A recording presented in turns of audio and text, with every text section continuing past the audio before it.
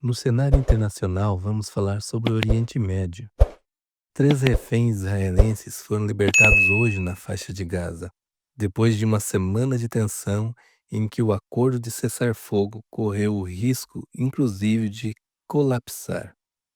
Nós estamos falando de três reféns, mas, em contrapartida, Israel terá de libertar, e já o fez, mais de 350 prisioneiros palestinos.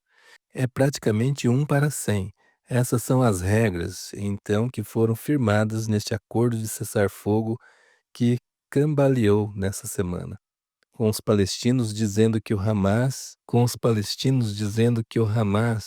dizendo que Israel não estava respeitando as regras para a permissão de entrada de ajuda humanitária em Gaza. E depois disso também, até com manifestações sobre o primeiro-ministro israelense. Esses três reféns israelenses que foram libertados, um deles é o americano Isaíl Sagi de Quechan, de 36 anos. A libertação dele que foi muito emocionante.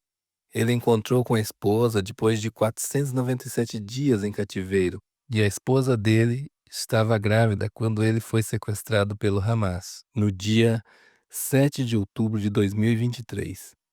Então, uma das primeiras coisas que a esposa dele fala para ele é que a filha dele vai se chamar Massal, como ele queria e como eles conversavam enquanto ela estava grávida. Antes de acontecer o sequestro, também foram libertados o russo-israelense Alexandre Trufanov e também o argentino-israelense Ayer Horn.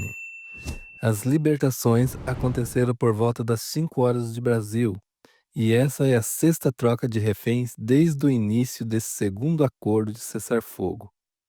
Esses reféns estavam com uma aparência melhor do que as que foram libertados no final de semana passado, que estavam muito magros e que, inclusive, levaram o presidente Donald Trump a dizer que eles pareciam que tinham saído de um campo de concentração, que isso lembrava a década de 30. Então, esses que eles já apareciam com uma condição de saúde melhor.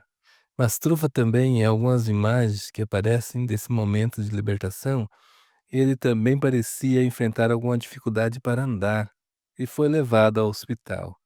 Ao lado dos palestinos, foram libertados 369 palestinos em diversos ônibus, e alguns deles foram levados também para cuidados médicos, para hospitais.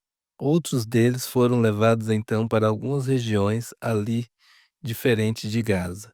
E também comemoraram muito essa libertação, como um homem de 70 anos que falou que não esperava ser libertado e que ele tinha uma pena de prisão perpétua por ter maltratado soldados israelenses na Cisjordânia.